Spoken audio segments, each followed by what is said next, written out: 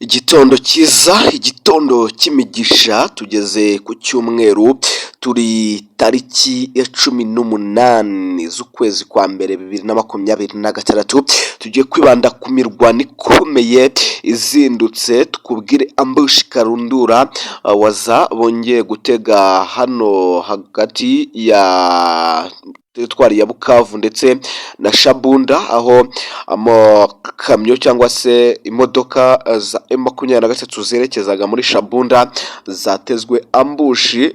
Waza iravuga ati nta n'imwe igomba gutambuka aha ngaha, barazishumika ndetse haza kubaho no guhangana gukomeye cyane. Turaza kuba tubyinjiramo tubirebere hamwe, turakubwira ko kuri point zero se point zero naho hongeye kubera urugamba muri rukerera, nyuma yaho M23 bari bayiretse rero ikagira ngo yahafashe ingabo z'u Burundi, ingabo za FARDC zongeye kuhambura umutwe wa M23 zinayikubise nabi cyane hano muri Fizi. Turaje tubigarukeho, turakubwira ko visi perezida w'ishyaka rya Joseph Kabila Kabange yamaze kuba atabwa muri yombi. Uyu mugabo yamaze kuba atabwa muri yombi n'aba security service. Rero ubu tuvugana rwose turaza kuba tubigarukaho. Muri iyo ambushi turaza kubwira ko barenga 25 bayiguyemo, abandi benshi baracakirwa, ndetse ubu tuvugana rwose ni byinshi bigiye bitandukanye turimo turagenda tugarukaho, cyangwa se turimo turagenda tugutegurira. Ikindi M23 yongeye gukora withdraw cyangwa se kwikura cyangwa se guhunga muri bimwe mu bice n'ubundi bitandukanye by'umujyi wa Uvira. Ahangaha rero ku munsi w'ejo nibwo bahavaga, turaza kugenda tubigarukaho. Ahashyira mu masaha y'isa 10 zo ku munsi w'ejo z'ijoro nibwo bongeye kugaragara rwose bava muri biriya bice. Turi buze kuba nabyo tubigarukaho. Ibinyamakuru byinshi byamaze kuba bibyandika, ndetse amakuru yo ni menshi. Abasirikare ba FARDC bakomeje kugaragara bakubita umwanzi, bakomeje guhahamura.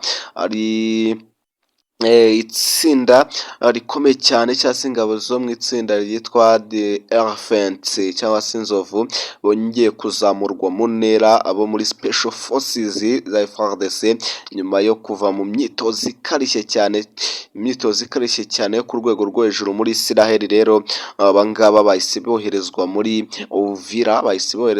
Uvira, rwose kuba barinda uyu mujyi ku buryo nta wundi uzongera kuza kuba asunutsa utuzuru muri uyu mujyi. Aba rero bo muri iri tsinda rya Elephants bongeye kuba berekana ko bakaze kandi aribo bagomba kuba bahabwa navuga ngo gahunda zo kurinda uyu mujyi. Reka rero tuze tubigaruke byose, nizere ko mumeze neza cyane. Ndabasuje abantu muri kutwumvira mu bice bitandukanye iby'umujyi wa Uvira, iby'umujyi wa za Karemi, za Tanganyika, abatwumvira mu bice byose bya Kongo, abatwumvira mu Burundi, abatwumvira Uganda, Tanzania, Kenya, u Rwanda n'ahandi muri Afurika.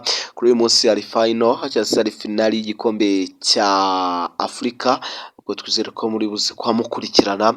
Twizere ko abantu mwese muri kudukurikiranira hirya no hino mu bice bitandukanye by'isi yose, Burayi, Aziya, Amerika ndetse na za Oceania, mwese turabashimiye cyane. Abarundi ndabashimiye cyane, abantu mwese mutwumva ndabakunda cyane, ndanabashimira cyane by'umwihariko abakanda subscribe, abatwandikira comment ndazibona, mwese rero muraba agaciro cyane. Reka dutangire n'amakuru yacu, rero tukubwire kuri ambushi ikomeye. Ambushi yatangiye mu kanya kashize mu ijoro rwose, aho ingabo za Waza zongeye gutega ambushi karundura hano ku muhanda uva Bukavu ujya Shabunda. N'ingabo za M23 zashakaga rero kwinjira no muri iyi teritwari ya Shabunda, ariko baza kuba babatega igico gikomeye cyane. Abarenga 25 rwose bamaze kuba bahasiga ubuzima. ubuzima bamaze kuba bahagwa, abandi intwaro zirenga 100 zari zimanutse na hano hepfo cyangwa se bari bajyanye muri Shabunda zise zikacirwa, ndetse yemwe ubu tuvugana habanje kubaho kwihagararaho kurasana kw'izi ngabo za M23, ariko kubera ko n'ubundi zitigeze zimenya uko biri bugende, zarasaga zitazi n'uwo ziri kurasa. Imodoka ya mbere bagiye kumva bumva barayiteruye bayirasha urukompara, iya kabiri igwa muri rwa mine bari bateze rurayiterura, barahagarara batangira kurasa hirya no hino, niko guhita babarasa, abenshi batangira kuhagwa, 25 bahita bahasiga ubuzima. Nyuma y'uko rero babonye ko abantu bagiye kuhashirira, abandi bemeye guhita ko bamanika amaboko, kugira ngo bataza kwisanga bose bamaze kuba bashira, bataza kuba bisanga bahashiriye. Nuko rero ahangaha kuri uyu muhanda wa Bukavu Shabunda byagenze. Izi ngabo za waza ntabwo zizigera zibaha agahenge rwose, icyo waza kuba umenya cyo iyo ambush nuko yagenze. Reka tuve aho ngaho tugaruke gatoya aho bita kuri point zero. Ahangaha aho FARDC nyuma yuko mu minsi 2 ishize yari yahambuwe n'ingabo zo ku ruhande rwa coalition ya M23, zaje kuba zihafata, nta nubwo zihamaranye n'iminsi igera kuri 2, bongeye guhita bahisubiza rero FARDC nyuma yuko yari imaze iminsi 2 itakihari cyangwa se itakihakontorora. Twari twabibabwiye, bongeye kuhisubiza rero kano gace ka 0 points cyangwa se 0.0, nyuma y'imirwano ikomeye cyane yabaye ku munsi w'ejo no mu ijoro. Ibitero bikomeye cyane byaje kubaho n'ubundi by'ingabo zo ku ruhande rwa coalition ya FARDC ndetse na FDNB ndetse n'abandi bafatanya kurwana, bongeye rero kuba bigarurira tuno duce twose cyangwa se kano gace ko kuri point 0 uko kameze kose. Ahangaha rwose ndabona kuri iyi map yaba hano ugana Ibaraka, umuhanda ugana Ibaraka bamaze kuba bawufata bawufunga, ubona umanutse aho bita za Mukanji, aho bita za Mukunji ndetse n'ahangaha za Kananda, aho se rero bongeye guhita bapayinga aka gasozi rero ka point 0, bongeye guhita bagafata bidatinze cyangwa se bitarambiranye. N'ubundi still ni muri Minembwe, turacyari muri teritwari ya Fizi, aho rero ingabo zo ku ruhande rwa M23 zitigeze zibasha gutindana kano gace, nyuma yuko zari zakitijeho igihe gitoya, ariko ubu ngubu zongeye guhita zikubitwa, zongeye guhita zihamburwa.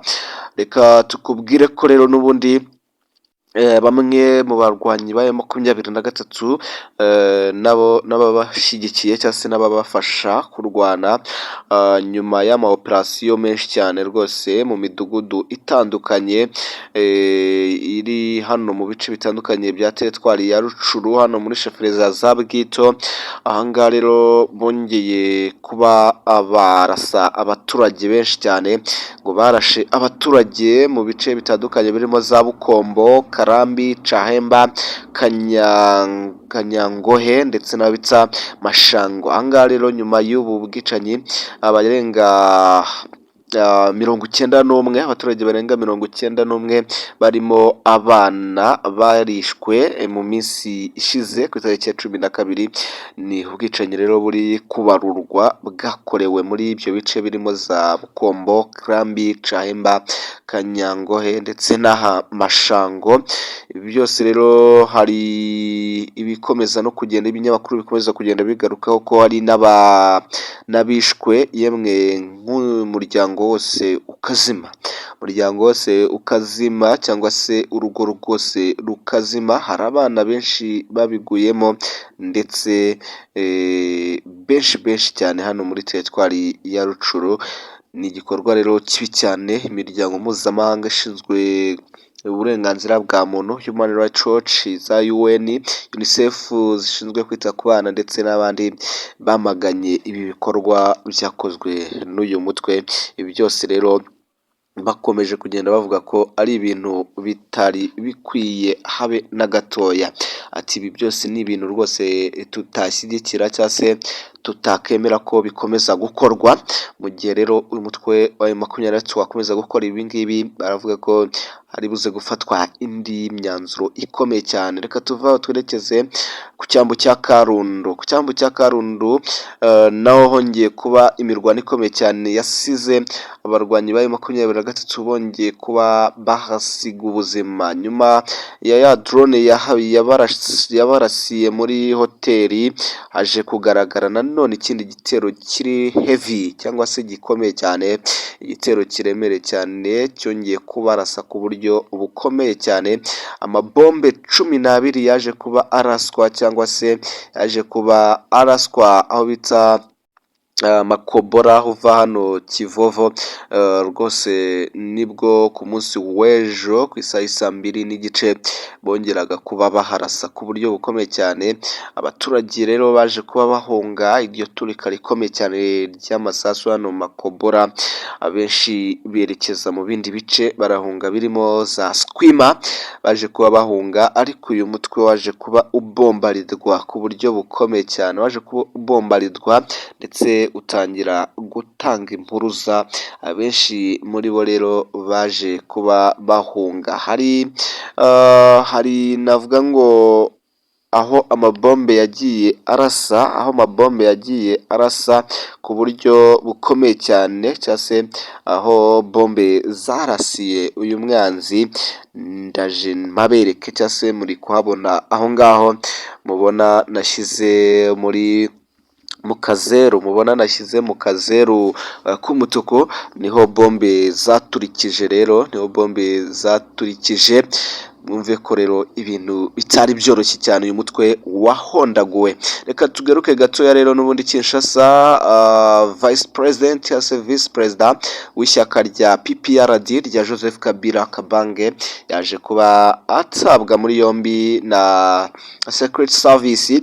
Uyu mugabo rero nyuma yaho sebuja akomeje kuburirwa irengero, bamwe bavuga ko ari Goma, abandi bakavuga ko yaba yarahunze yongeye gusohoka igihugu. Uyu mugabo yongeye gutabwa nawe muri yombi, yongeye kuba ashyikirizwa inzego z'umutekano zitangiye kuba zimukurikirana. Muri Repubulika ya Demokarasi ya Kongo nta mikino uzana ibintu by'imizozo bagujugunya bakuta ku w'akajwiga. Turagaruka rero mu kanya tubabwira byinshi bigiye bitandukanye.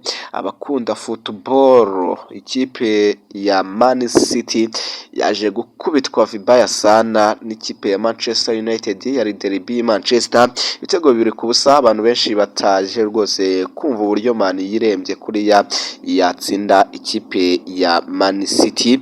Ndetse ku mwanya wa gatatu muri CAN, ikipe ya Nigeria byarangiye isezereye ikipe ya Egypt yo kwa Mosara cyangwa se ba Pharaoh. Ubwo tunababwire ko uyu munsi aribwo hari kuba finali. Reka rero tubasezereho tubabwira ngo Imana ikomeze ibarinde. Ciao ciao.